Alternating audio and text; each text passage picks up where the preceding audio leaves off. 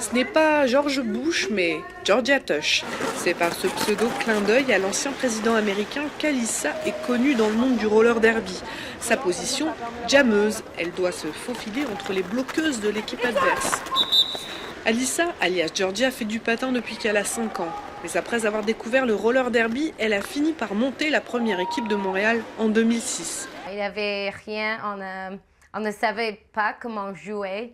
Il n'y avait pas YouTube, donc on a vu pas avant, on a juste commencé, on avait les règles en ligne et on a comme guess. 5 ans plus tard, une centaine de femmes enfilent chaque semaine leur quad, des patins à roulettes disposés en 2 rangées pour se dépasser, se bousculer. Alyssa a même ouvert ce magasin, le premier spécialisé en équipement de derby. On y trouve des mini-shorts, des bas, mais aussi des roues de toutes les couleurs et des patins pour tous les styles.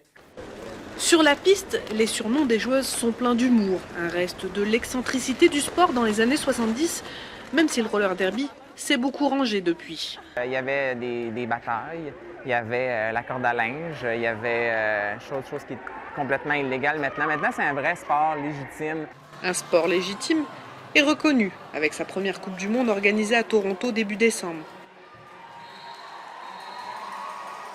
Le Canada s'est hissé en finale, mais victime d'une double fracture de la clavicule, c'est finalement sur le banc qu'Alyssa regarde les États-Unis battre ses compatriotes.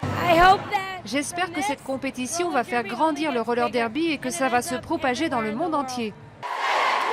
Alyssa, alias Georgia, n'imagine pas sa vie sans roller derby. Et elle rêve déjà de la prochaine Coupe du Monde où elle espère bien accrocher à son cou la médaille d'or.